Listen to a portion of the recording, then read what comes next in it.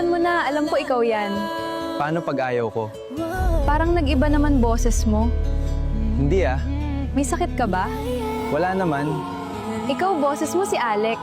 Baka namimiss mo lang. Siyempre naman, kaya alisin mo na kamay mo. Kung masaya ako, gusto ko talagang makilala si Chloe. Matagal na siyang hinahanap ni Alex. Napakakulit ng batang yan. Natutuwa ako para sa kanya. Saan ka nagpunta?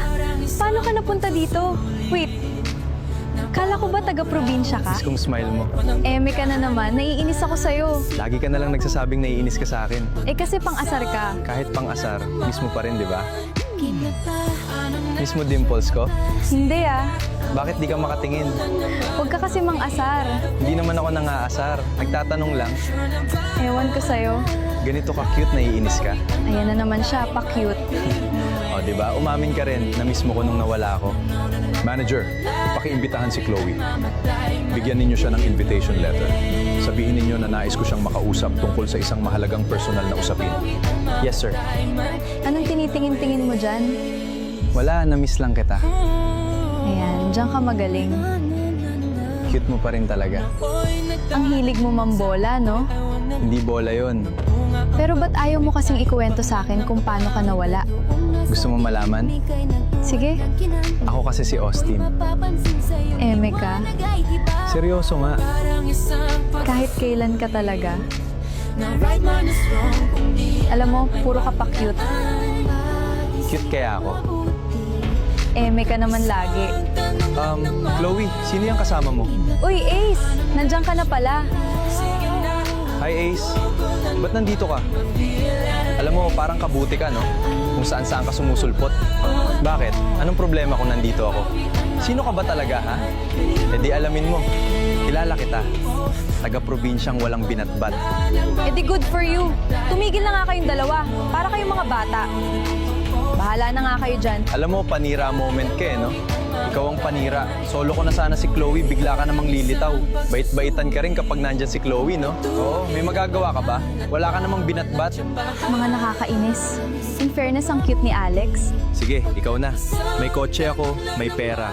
Ikaw, baka namasahe ka lang. Kilalanin mo muna kung sino ako. Wow, nakakatakot. Parang aso't pusa talaga silang dalawa. Magsisimula na klase ko. Makapunta na nga sa room. Bahala na sila. Sorry, Chloe. Okay lang. Galit ka ba? Hindi naman. Chloe. Okay nga lang. Tapos na yon. Chloe, hindi ako makapaniwalang magkaklase pala tayo. Oo nga eh. Chloe, galit ka ba dahil sa nangyari kanina? Hindi. Okay na yon. Product development is taking a concept Grabe to naman market. si Alex. It involves Hindi designing, lang pala siya testing, pogi. and commercialization. Akala ko puro kulit lang The siya. goal May is to utak solve din real-world pala. problems. Testing and validation Naku, ba? parang Running the lalo product yata akong through nahulog quality sa and user kanya. testing. It ensures a company's offerings remain relevant by solving evolving customer problems. Masyado ka ng pasikat, Alex. Mukhang kailangan mo ng matikman ng kabayaran. Hindi mo pa ako lubusang kilala. Sulitin mo na ang oras mo kasama si Chloe. Hindi pa tapos ang laban natin. Grabe, magkasama pala tayo buong araw.